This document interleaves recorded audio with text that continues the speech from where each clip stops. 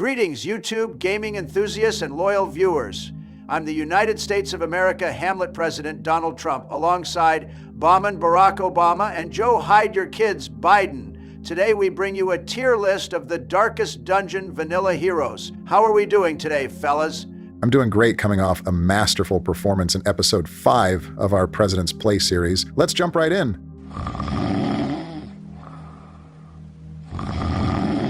Screw it, I'm starting without him. We will be ranking each hero based on a culmination of many different facets, including skill and kit design, overall effectiveness in combat, and boss battles, and, most importantly, fun. I'm sure none of us will deliver any insane takes that will bring people to the comments with torches and pitchforks. Definitely not, right? I'll just send them to El Salvador, don't worry about it. Anyway, we will be kicking things off with the vanilla starting squad, the usual suspects. Up first is the Crusader, a class many folks will have a love-hate relationship with due to Reynald's kleptomaniac ass swiping loot from hardworking noobs like a commie. The Crusader works well as a slow frontline tank and occasional healer and stress reliever. He's thematically powerful against the undead and can even dance and reach backline enemies with Holy Lance. Quick draw trinket Holy Lance dancing is pretty fun, but my main issue with the class is that Zealous Accusation, Bulwark, and to a lesser extent Battle Heal aren't really worth slotting. It's funny to show a scroll to monsters and have that somehow deal damage, but the low damage and negative crit rate is uninspiring, and it being a ranged attack on an otherwise melee class can be a problem.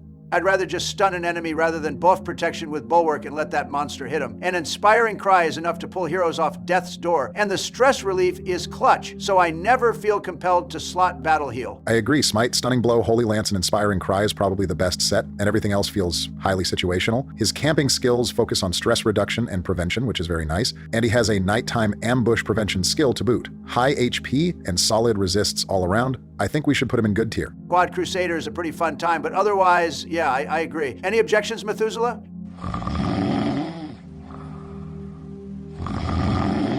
Good tier it is. Next is a hero that's more up my alley, the offensive powerhouse that is the Highwayman. Duelist Advance sets up Riposte, creating the potential for more attacks per turn and massive damage output. Yeah, I don't think this one will be controversial to anyone. Highwayman has an offensive answer to just about any situation. Pistol Shot for backliners, Wicked Slice for melee damage, Open Vein to bleed enemies with high protection, Point Blank Shot to cook rank 1, and Tracking Shot to de-stealth and buff his offenses even more. Yeah, Grape Shot Blast is junk, but every other move in his kit has huge potential. There's no region he struggles in, no stat he's really lacking. He can be effective from any rank, and he can beat down every boss in the game, just so long as you don't make the mistake of setting up Riposte against the Swine King. I made that mistake myself the first go-round. Yeah, throw in an ambush prevention skill and a few very powerful self-buffing camp skills, and this is an easy, amazing tier hero. No complaints here, but I think it's time we wake Joe up. Watch this. Next up are a couple of lasses, young enough that even Leonardo DiCaprio would date them. I'm a big fan of the Plague Doctor myself. I think this is another unanimous, amazing tier. The Plague Doctor mask really gives the hair this resilient, robust scent. Very nice. Oh my god, go back to sleep. Joe Seek post-sniff clarity. Anyway, I think everyone agrees the Plague Doctor is one of the best classes in the game. Blistering base speed and blinding gas, double backline stuns is already so godly. We could stop right there, and she'd still be one of the strongest heroes. Yeah, she's a little less effective offensively versus blight-resistant enemies in the Warrens and Weald, but her ability to purge very common diseases in those regions with her camping leeches and clear the rampant dots from swine and fungal artilleries using battlefield medicine gives her a strong support and stunner use case in every region. She has answers to many bosses as well. Crowd controlling ads, blighting bosses with multiple turns, and buffing your offensive heroes with emboldening vapors. Her only weaknesses are pulls or shuffles, since she's neutered in the front ranks. But this is otherwise about as easy of ranking as we will have this entire video. Amazing tier, amazing hair. Why don't you have a seat, Joe, right over here? Next is the Vestal, the game's heal and stun bot, who can also do some other things sometimes, I guess. I've read the Salacious Diary, Barry. Trust me, she can do plenty of things. Go back to sleep and stop derailing the damn video, Joe. And honestly, the Vestal is a pretty frustrating class for me. Just sit in the back and spam Divine Comfort and Dazzling Light and turn your brain completely off. Let me guess, Joe's gonna defend her because brainless gameplay is right up his alley? What? You really really trashing this god tier class? She can handle all of the team's healing needs, and you can focus on offense with the rest of your squad. You don't need off healers or self-sustain like you do when you use the occultist. The leper can skip solemnity, and the Arbalest can skip battlefield bandage, for example. She provides so much team-building freedom and variety by being such an S-tier heal bot. I think we have to forgive that her own gameplay isn't super varied. She enhances your other heroes' gameplay options, and there's a ton of value in that. I'm going to forgive the way you just pronounced Arbalest, because that's actually a decent argument, Joe. What do you think, Donald? Well, I don't see a boring as shit tier or a crutch tier or a half of her kit is junk tier, so I don't know what else to tell you. You'll never catch me using rank 2 Vestal either. Mace Bash is bad, and Hand of Light takes too long to ramp up the damage from that negative 50% modifier for it to ever be useful. Illumination is fine for stealth clear, I guess, but that kind of feels like grasping for straws. Her camping skills being so dependent on targeting religious heroes is also a wide miss. Let's put her down in the basement in poor tier where her boring ass belongs and move on. What? You're committed to this trash take? Have you been smoking crack with Hunter? You're just salty the Vestal in our President's Play series won't buy a Trump Bible, admit it. Oh, whatever. Yeah, he got all up in arms over Gore plugging his documentary in episode 5 and then went right back to the Hamlet to peddle his gaudy-ass cult apparel. Look, fellas, I understand both arguments here. She's an extremely important hero because of her healing, but that does make her kind of boring. If Red Hook committed to making rank 1 or 2 Vestal a compelling option, I might feel otherwise, but even with Profaned Scroll or her Crimson Court set, it's just so decidedly mid. I vote decent tier. Amazing heal bot, but so blandly designed in too many ways. I hope they eat y'all alive in the comments over that one. At least we are off to more interesting heroes next. We are on to the Houndmaster, a favorite of mine. Scooby-Doo here is the only pup that thirsts for flesh and blood more than Cujo and Joe's beloved Secret Service snapper commander. Here's some trivia, folks. One of the two of them had rabies, yet the other one bit more people. I'll let you guys figure out which is which. Please stop soiling my dog's name by having it come out of the same mouth that said Epstein was a, and I quote, terrific guy. You two might be the most ill-fit people to ever hold public office, but I do agree, Donald, that the Houndmaster is a great class. Hound's Rush can hit any rank. He can guard heroes AoE stress heal, self-heal, mark and debuff protection, and even stun from friendly ranks 1 or 2 as far back as enemy rank 3.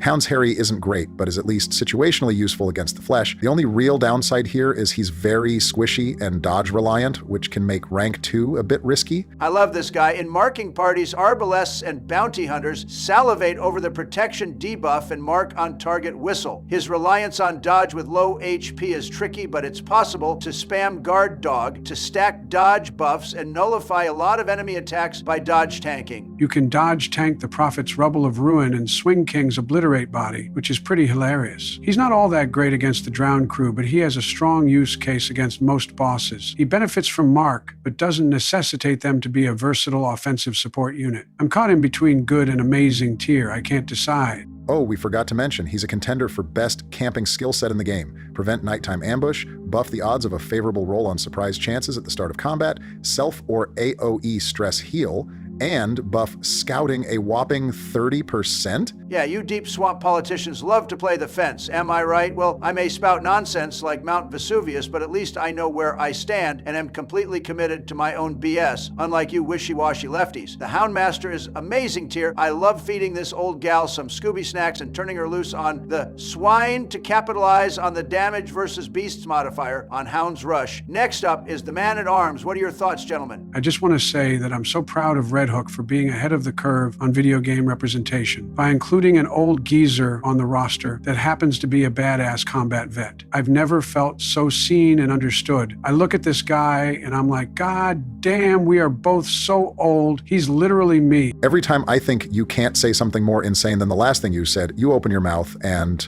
AoE stun me and everyone around me like Wilbur. You know, you must know that you and the Man-at-Arms do not share any attributes other than a little gray hair, right? My haters are all the proof I need that I'm onto something. Stay mad, bitch. What I would give to have the flu right now so I could cough on you and punch your ticket to the ICU. Biological warfare is insane work. Well, since the two of you aren't focused, I will just do it myself. The man-at-arms is the Hamlet's tank. His damage is pretty uninspiring, but he has a lot of tools to overcome that. Crush from ranks 1 or 2 reaches all the way to rank 3 and still deals base damage, something other frontliners like the Leper and Crusader lack, as their far-reaching skills either have low damage or require backline positioning. Are you two ready to contribute, or should I keep going? My self-insert has the amazing ability to utilize both guard and riposte, allowing him to protect your heroes to draw in more attacks that he can then counterattack. He has a stun and then some interesting buff and debuff skills. Yeah, I personally underutilize these skills, because if I'm bringing a man at arms, it's usually to guard tank the Prophet and that asshole brigand Vivulf, but they are pretty powerful. I don't think that's how you say that guy's name. I'll tell Pelosi the next time I see her at bingo that Barry's teleprompter needs a software update. Don't look at me, I don't write this shit. Maybe our editor got into your stash before uploading the script to my teleprompter. Do you and Hunter still dress up as plumbers and do shrooms and pretend they give you power-ups like Super Mario? What do you call that one, Joe? Crackhead Sun Saturdays? Actually, they are called Super Mushroom Mondays. The super not only refers to the Super Mario franchise, but also the potency. And yes, we still partake, but I don't really see how that's relevant. Anyway, I like Bellow. It debuffs the entire enemy team's speed and dodge and boosts crits taken if marked, which is kind of random, but go off, I guess. I don't use command much, honestly, but Bolster does have a nice use case against backline stress compositions and serving as a stress prevention method if anyone in the party is starting to lose their cool. Where do you guys think Gramps fits on the tier list? Amazing tier, obviously. Amazing hero, amazing president. I am him and he is me, and a big fat bitch is what Trump will always be. These bars are gold, no Fort Knox. When Melania leaves you for me, maybe I'll let you watch. Please, for the love of God, stop hanging out with Tekashi69. Next thing we know, you'll tell us Coming soon to SoundCloud, it's yo boy Jay Blizzy the Beast. This is why I didn't want to invite him for these spin-off episodes, Barack. He's completely derailed the whole goddamn video. We are going to have to make this a 2-parter since Joe won't shut the hell up. Personally, I think Man-at-Arms deserves a solid good tier. I don't think he consistently commands the battlefield like the Highwayman and Plague Doctor, nor is quite as versatile and unique and fun as the Houndmaster. He's certainly more well-rounded than the Vestal, gameplay-wise, and he performs very well against all of the heavy-hitting, direct damage bosses. He has both offensive and defensive buff options at camps also. Good tier seems reasonable to me. Next we have the Arbalest, a sturdy backliner who preys on marked targets and can serve as an off healer. I like this class, but only in marking parties. Her damage isn't great if she's not shooting a mark. You can build her speed up with blind fire, but the best time to do that is at the beginning of a battle when you'd probably rather not randomly target enemies. Bolus stinks, and the inconsistency of rallying Flare's stress relief seems weirdly arbitrary for only a stress heal of 3 at level 5. Is she even good outside of marking parties? I mean, my favorite team is a marking party, so I use the Arbalest a lot, and shooting Eldritch tentacle monsters with a giant-ass crossbow is badass, but you lose so much damage if she isn't shooting a mark that I tend to not use her in other comps. I do quite often, and yes, she is still pretty good. At rank 5, she gets 100% bonus damage and 13% crit attacking marked targets. Assuming she can't finish off a monster with a single shot or set up someone else to finish them off that turn, it's economical to have her mark her own targets at rank 5. Ideally, you solve the low speed issue with quirks and trinkets. Her off-healing is much appreciated if you aren't running a Vestal, and Battlefield Bandage buffs healing received to help heroes with weaker heal skills keep up with enemy damage. Yeah, but that's the crux of the issue. I always felt like her upfront damage isn't that great. So you end up either eating an attack from the backline stress unit turn 1, or stunning so she can mark, and then you roll the dice on a speed roll turn 2 with a naturally slow hero who is going to probably need a speed quirk and speed trinket to keep up.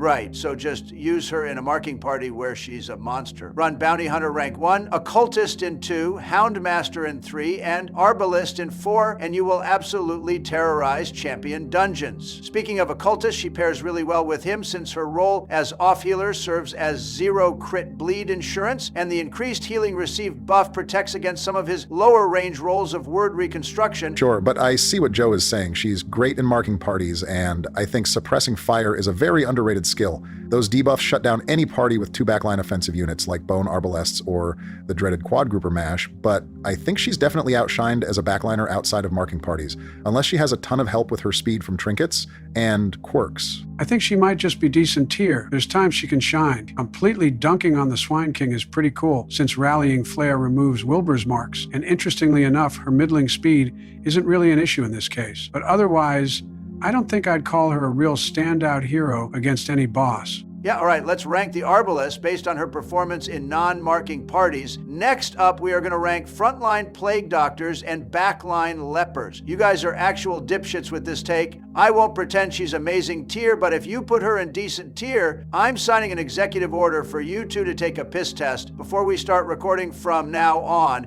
because you're clearly on drugs. Wait, can he legally do that, Barry? I'd literally die of old age before I was able to detox to pass a pee test. It's so built up in my system, I'm pretty sure the other 5% of my blood that isn't melatonin is DMT. Constitutionally, nope. But we live in the dystopian hellscape of 2025, and this is Mr. Grab 'em by the pussy president of the US of A, Donald Trump we are talking about, so I'm like 95% sure he could just call it fake news and keep it pushing. Whatever. With every abuse of power, we get one step closer to impeachment. I beat the odds on taking a forever nap before the end of my presidency. Let's see if Donald outrun the damage of his own public persona for the next 4 years. Joe's getting so worked up he's fumbling his voice lines and saying things he doesn't mean. He doesn't want you impeached because nobody wants to play video games at his house in Delaware, and absolutely no goddamn way would Michelle let me bring this tidal wave of bullshit into our home. Let's just place the Arbalest in good tier and maybe call the episode here and rank the other half of the classes next time?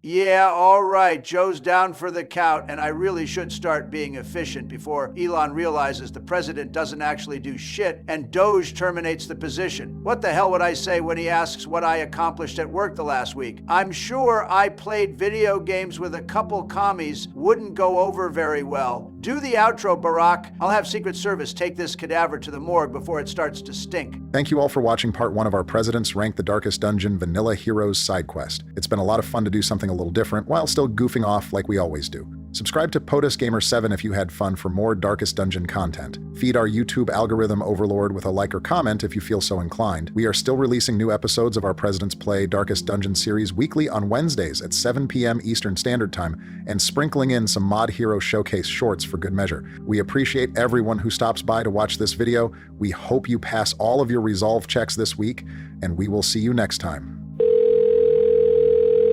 Hey, it's me. Need someone for Operation Slumbering Zombie. Joe's passed out face down and drooling on my goddamn desk again.